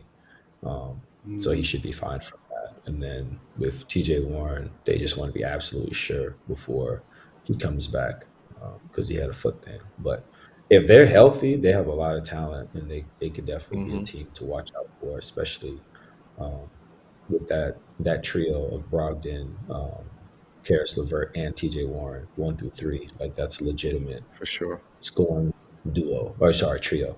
And that's not even mentioning Sabonis. Yeah, Sabonis. Right, it's not mentioning Sabonis. They could be scary. Yeah, and they also got a couple of rookies, right? Well, that's what I was going to tell you. Tomorrow, I think, might be a little bit of a battle that we kind of saw in the summer league, because, like you said, our young guys, for the most part, most of them may go down to the G League, but they'll play in the preseason, so we may get to see maybe a little one-on-one action between, not Deuce. Why I keep thinking Miles McBride's the same person. Quentin Grimes. Quentin Grimes. Yeah, it might be a little one-on-one action between Quentin Grimes and Chris Duarte. Duarte's on Indiana. Yeah, that's right. He was high on our boards when we were doing. Yes, he was the draft. And he's unlike our young guys. He might be a little bit more polished, so he'll probably stay up. And that, plus, Indiana also has some injuries, so he'll probably make the big club out of camp. Right. Oh, for sure. I mean, he's 25? He's 24. 24. Yeah, 24. Yeah, but I mean, he's what he is, right? He's clearly matured, polished version of himself and can do his job. So that's part of why they picked him, I think, with the Pacers, because he's ready to come in and contribute right away. He's a mature guy, So right. Yeah, I'm excited to see how all that plays out. Coach, do you see the Pacers being one of those sleeper teams? For sure. Yeah, right. Definitely. They'll sneak up on you because everyone's talking Miami, everyone's talking, Chicago. They're talking the Heat. I said Miami. They're talking the Bucks, Brooklyn, Boston. No one's really talking about the Pacers right now. They even talking New York. Those are teams. Right. Those are teams I'm worried about, like Indiana and Charlotte. Teams I'm worried about. Plus, we see them like 8 times. So we gotta be ready. Right. I mean, Indiana getting Carlisle with the way he coaches and does things, and then with the pieces that they've added, they need to be like, people need to pay very close attention to them, especially if they get healthy, because they could be scary, like quietly. Yep. Right. Well, so that should be interesting. So I mean, I'm not saying that the Knicks are definitely going to blow the team out, but it could be. I still think they'll win, but it could be a good game. Because Indiana's got a lot of bodies over there. Even hurt, they got other guys. We're playing in New York, right? Tomorrow's game. The first one's in New York. Yeah, I think the first one. Yeah, it's at the Garden. Correct, it is. Yep, it's at the Garden. Yeah. So we got to come away with that victory. Not by much. We got to come away victorious, at least for the first game. Washington, that's a toss up. We don't know what Washington's going to bring. I don't think Bradley Beal's going to play many minutes. He may get some run, but that's a team that's kind of rebuilding. So we'll probably get that one too. So maybe 2-0. I'll go with 2-0. That's what I'm thinking. I don't know too much about Washington's roster right now, to be honest, because ever since Westbrook left, I was like, okay, Westbrook's gone. So, all right, does Washington exist? I mean, like, no, Wow. That's not fair because Bradley Beal is a great player. I know. I'm just joking. Bradley Beal's a great player, and they've got other guys on. Who's the forward guy? Tall. There's like a little flat top. Young guy, very physical. Rui Hachimura? No, not Rui. The man, I can't think of his name now. He's got like a flat top, kind of like a Big Daddy Kane flat top. Oh man, I can't think of his name. He's a real the big that kind of the big guy, the big yeah. He's real tough. Yeah. I mean, he's a tough player. Nah, he legit. It's not Galloway. It's good. I'll remember in a minute. I'm sorry, but he's very tough. And then honestly, I think the Spencer Dinwiddie pickup is quietly that's a smart big pick. Oh, that's right. I forgot they got Spencer Dinwiddie. Yeah. So he's gonna be starting in the back with Bradley Beal, very big point guard. Was he 6'5"? So yeah. Anyway, it's gonna be interesting to see what happens with that.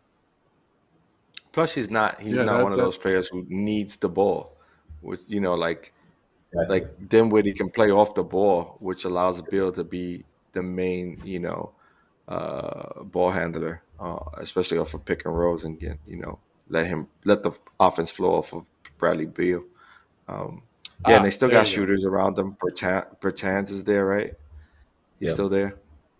Yeah, he's still there. They got Montrezl Harrell, and they have Thomas Bryant. Thomas Bryant, that's him. Yeah, and I did forget. This last season. Oh wow, I forgot that they got Kyle Kuzma now too. Yes, they do. Yeah, they low key could be. They're another one. Like the East is gonna be interesting. It's gonna be interesting night tonight. I'll say this though, no one's a bum in the NBA, but no one's really scared of Kyle Kuzma. Come on. Yeah, but you know what? This might be it. He's been that weird. He's been that guy. This is that thing. He's been that guy. It could be that one moment where Kyle Kuzma gets on a different team, away from LeBron and all that, and it starts to blow up. No one's a bum in the NBA, but Kyle Kuzma is one of those guys who you kind of like, what? What are you doing out there? He has those games where you're like, he's a tertiary guy. He's been a tertiary guy with basically one of the best players of all time, so, and he's a legit 6'10" forward that can do a lot of things. So, it's interesting. It's interesting what guys look like when they get some freedom. So I'm curious, Right. But I'm very curious to see what. You know, I actually. No, I was just gonna say I actually think that he might ball out because I remember how he played BL before LeBron. And wow, we're going there. And it's becoming biblical. Man, because he came out hot, man. He came through the summer league. He lit everybody up in the summer league. Then he came into the NBA that first year and he got busy. Then the second year, it started to get a little crazy. I think that's when Lonzo Ball came and all this other stuff happened. And then right after that, you know, the year after that, that's when the stuff, the honeymoon was over. And then LeBron was on his way. So I don't know. I think maybe the pressure is off of him now, so he might be able to do some exciting things again. I mean, just remember what I said about volume. You know, like True. If he got when he got volume and he got to cook and he got in a rhythm, he looked a certain way, and then you add the best player in the world, and then those shots go from whatever they went to obviously very different, right? And he became more of a guy who's two players, right? Because they AD and LeBron, right? So that's right. AD and LeBron, that's so like forget it. Yeah, I'll catch rebounds. 3, 4, 5, right? So so now. Maybe he becomes the third guy again, right? And then it's a lot easier. And then he's picking on that guy, and then he's picking on the substitutions that come in as far as the bench rotations. And he probably look fine. Yeah, so we'll see. Nice, but I mean, he's look, I'm gonna pay attention. I'm gonna pay attention, and I'm gonna be like, Ron, you see what I'm talking about? Nah, but you know who's sneaky good? Like, and I always like every time I see him play, I'm like, wow, this guy could be so much. Like, people sleep on him is Larry Nance Jr. For some reason, I like his game. Yeah, he actually learned how to shoot the 3-ball too. He'll dunk on you. You know, he's a quiet as kept, really good rim protector. He's a solid player. Sneaky good, man. Sneaky good. Yeah, no, you're right. You're right. Maybe he's another one who just never really got that opportunity. He's always in that role player role, never really depended on as a volume scorer. And he could probably think about yesteryear's NBA and the guys that we grew up on and stuff like the Corey Maggettys and stuff. That's a Larry Nance Jr. That's just a guy who's getting the ball and is a a focal point of his team. Yeah, it's a good point. So we didn't get coaches' picks for this week. What we going? Oh yeah. I don't even know. Do you have a NBA team that you always rooted for, or are you open to all teams? I mean, nowadays, I just because I got some affiliations with several people on several teams, so I'm keeping it neutral. I'm not trying. I don't want to. Right, I figured.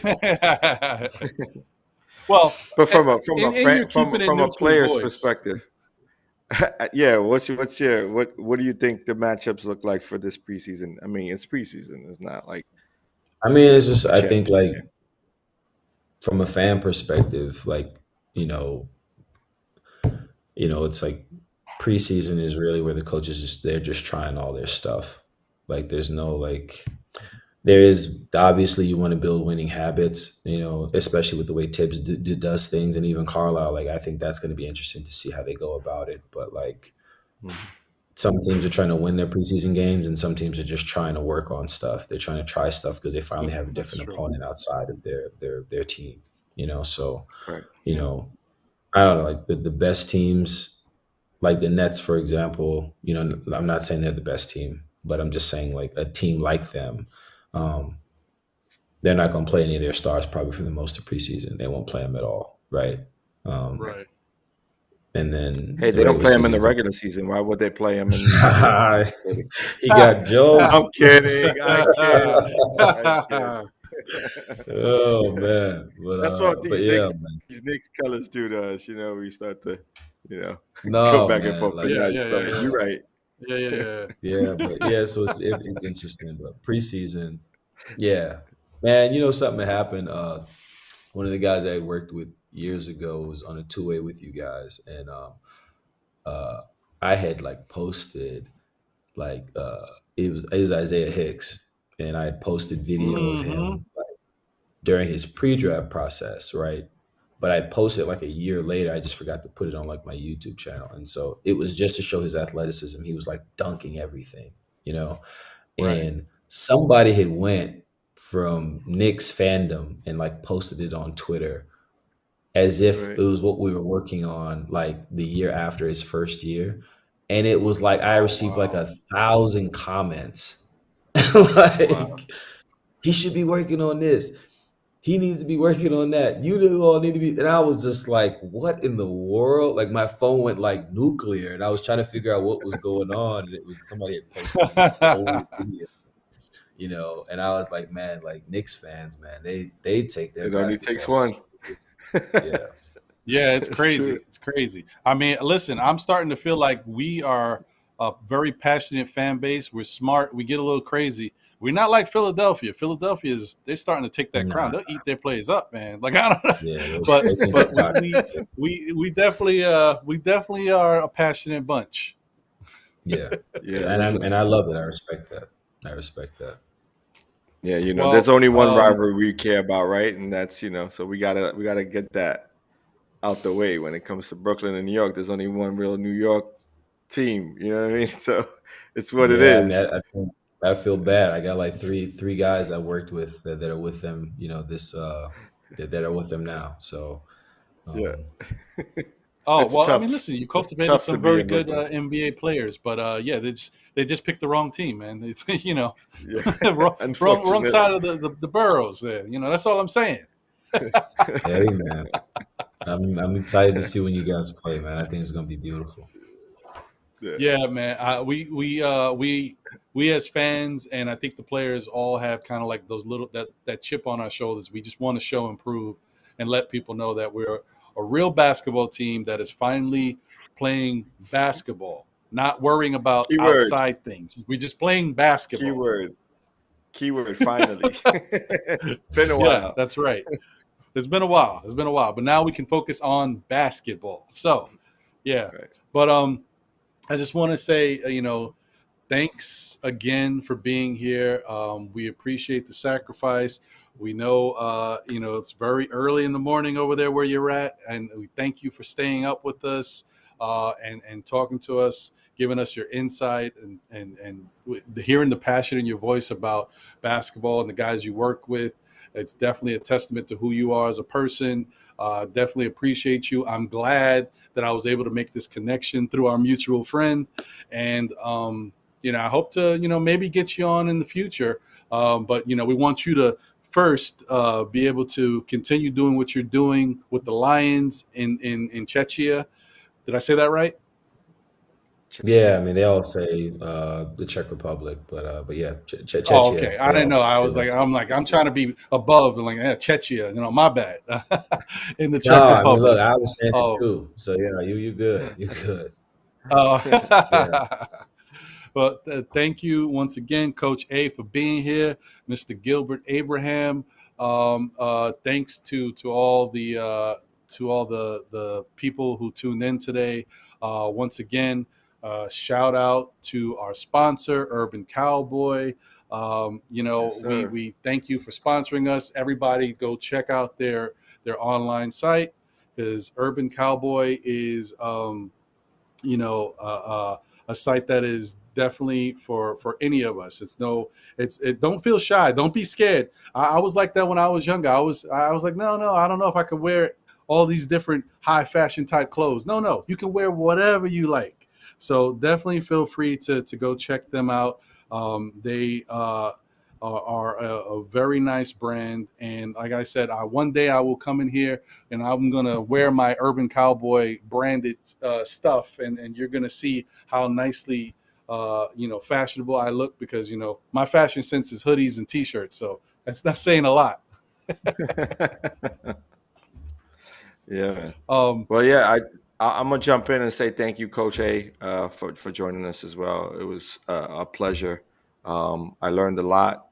You know, and thank you for sharing you know, your information and sort of your education and your understanding of basketball and how it's played. I think it's super important that we keep, you know, looking at kind of the spectrum of players and the light that you shine in that direction. You know, kind of the dedication that gets put in on a day-to-day basis. You know, it shouldn't be taken lightly. I mean, these kids are dynamic, and you know, it takes them a long way, right? Like, they get to travel the world now because of a game we all played in the backyards of our, you know, of the schoolyards. You know, so it's pretty awesome. No, gentlemen, I'm very honored and humbled that you guys would you know, allow me to come and talk hoops with you guys. And anytime I get to do this, man, it's magic. So you know, I appreciate you guys, and I'm rooting for you. You know, you guys are doing a great thing here with this podcast, with this platform, and you know, I pray you guys continue to have a ton of success in doing it. Thank you so much. We appreciate it. Thank you so much. So for the people out there that may want to, you know, reach out to you and find you, where can they get you at, on Twitter or Instagram? Yeah, the handle is what you guys have there, GAN Abraham, and it's Instagram, Twitter, and yeah, I'm pretty much everywhere. I'm in the ethos. So if you type in Gilbert Abraham on anything, you know, basketball Gilbert Abraham, you'll find me. So yeah, great, I appreciate great. you. That's fantastic. That's fantastic. And a quick question, just to ask, because I'm not sure it's a possibility. If there was ever a way to watch the Lions play in the Czech Republic, is there a way to catch them on TV or on the internet? Yeah. Everything is on TV.com. It's the website is called TV.com, and that's a sponsor of the entire KNBL league. So if you're looking for any of the games in the league, or you want to watch the Lions play, you go there. So we are the youngest team in the league, you know, and the most inexperienced. I have Czech rookies. I have American rookies. We have 2 former ACC players though on our roster. So 2 guys that played at NC State that are on the team, and then yeah, just a lot of young guys. But we're getting better every day, and there's a lot of excitement around the group, and we're building. And so I'm excited, you know, to see what we can do. Great. Good luck. Oh my God, I almost forgot. Good luck on the season. Yeah. Yes, definitely good luck. I almost forgot one last thing right before I let you go. I don't know if you've been able to see him or if you have any inkling into him. Do you know about our European guy, Rokas Jokubaitis? Oh, man, actually, who did I talk with recently here? I talked with somebody about him recently. Now, I don't know a lot about him, but he's one of the better European prospects. I mean, you will actually. I need to find out who your international scout is, but they've been doing a good job of identifying and selecting a lot of you know, the European talent, you know, to come over. Wow. So yeah, it's you know, most of these prospects, they're going to come in ready to go, and I think he's definitely going to come in ready to contribute. It's just going to be a matter of his role and fit. Right. Right now, we've got a lot of point guards, so it's very crowded over there. But I one day, I think, hopefully, you know, soon, he'll be able to come over and add to the team, because he looks like he's got a good skill set. Yeah. I mean, again, it's like, I think scoring in Europe is a lot harder than it is in the NBA, just because of the space and how physical they can be in Europe. I mean, they can maul you, you know, as far as physically. And in the NBA, it's not, you know, honestly, that was the difference. I would say, if you remember, you saw the Olympics, you know, it was the NBA players had to get adjusted to it in terms of like how physical they could be with you. And so, we'll see. It's going to be interesting to see how all the prospects pan out. Right, bro. Yeah, once again, it's been a pleasure. We'll talk more about him in the future weeks, John, because he's balling out right now. Yeah. So once again, thanks again. Thank you all for tuning in to this episode of the Still Knick Fans podcast. We had the pleasure of speaking with Coach A, and we're going to continue to keep bringing you guys fantastic NBA, New York Knicks content, and just stick with us. Stay tuned. We'll keep coming back with more. John, you have any parting words? No, I think you said it all, man. We had a great show today. Definitely hit that like button, hit the subscribe button, and what's the slogan? Hey, tell a friend to tell a friend who tells another friend. That's what I'm talking about. That's what I'm talking about. All right. Take care. Thanks again, Coach A. You get some rest, man. I mean, I know you're not going to because you got some stuff to do early, but thanks anyway. Nah, man. No worries, man. And yeah, I appreciate you guys, man. Have a wonderful evening, man. And look forward to talking with you guys soon. Sounds good. Awesome. And we are out of here. Take care, fellas.